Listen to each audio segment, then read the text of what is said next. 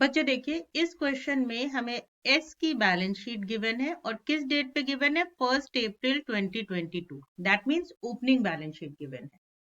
अब opening balance sheet में हमें trade payables, expenses payable and capital liabilities side में गिवन है, और furniture and fixture, vehicle, trade receivable, cash at bank and inventories assets given है।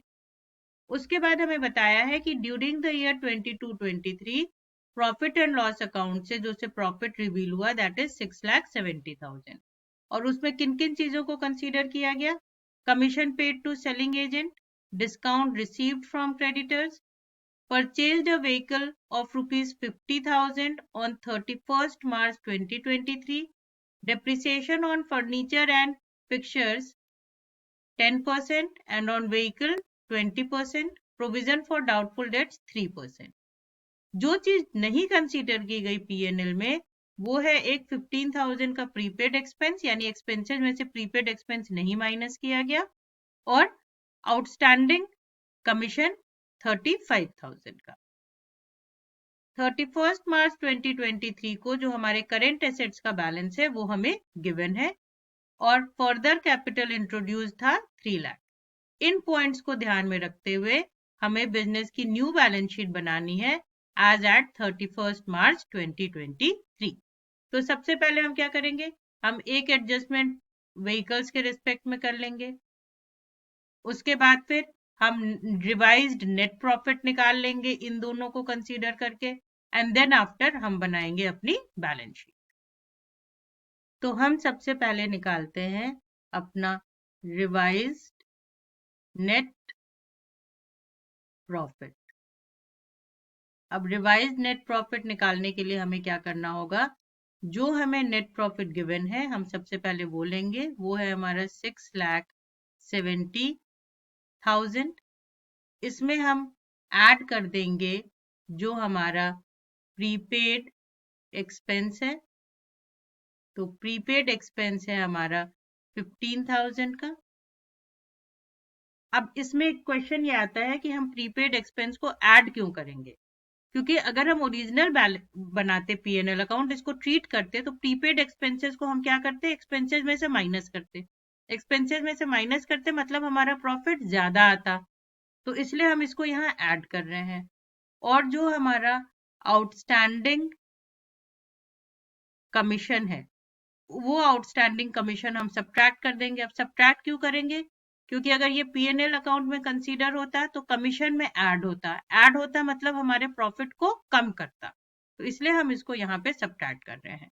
तो इस बेसिस पे जो हमारा रिवाइज्ड प्रॉफिट आएगा वो आएगा 6,50,000 का। ये प्रॉफिट कहाँ ट्रांसफर हो जाएगा? बैलेंस शीट में और कैपिटल में ऐड हो जाएगा।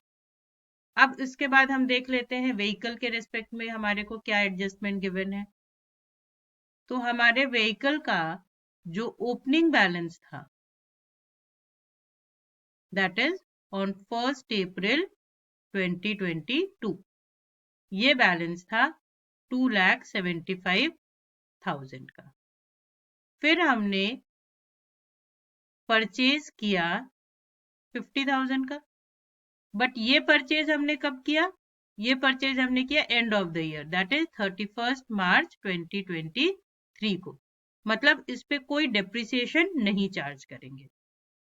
तो अब इसमें से माइनस कर देंगे हम डेप्रिसिएशन, जिसका रेट कितना है? 20%। तो ये 20% किस पे लगेगा? 20% ऑफ 2,75,000, दैट विल बी 55,000। तो हमारे व्हीकल का जो क्लोजिंग बैलेंस आएगा वो आएगा 2,70,000। This will be as on 31 March 2023। अब हम बनाते हैं अपनी बैलेंस शीट। तो balance sheet as on 31 March 2023, इधर हमारी सारी लाइबिलिटीज आ जाएंगी, यहाँ अमाउंट, इधर हमारे सारे एसेट्स आ जाएंगे, और फिर आ जाएगा हमारा अमाउंट। अब हम सबसे पहले एसेट्स में एंट्री करते हैं। तो एसेट्स में हमारे फर्नीचर एंड फिक्सचर हैं 6,50,000 के। इस पे डेप्रिसिएशन लगा है 10% का, दैट मीन्स 65,000। तो इसको माइनस कर देंगे तो हमारा क्लोजिंग बैलेंस जो इसका आएगा वो आएगा 5,85,000। उसके बाद व्हीकल के लिए हमने वर्किंग नोट बना ही लिया था, तो वहां से हमारे व्हीकल्स आ रहे थे 2,70,000 के। Then after trade receivable, trade receivable का क्लोजिंग बैलेंस हमें गिवन है 13 लाख, और इस क्लोजिंग बैलेंस पे हम निकालेंगे प्रोविजन फॉर डाउटफुल डेट्स, जो हमारा आएगा 39,000। इसको माइनस कर देंगे तो ये हो जाएगा 12,61,000। फिर कैश एट बैंक, तो कैश एट बैंक हमें गिवन है 5,50,000।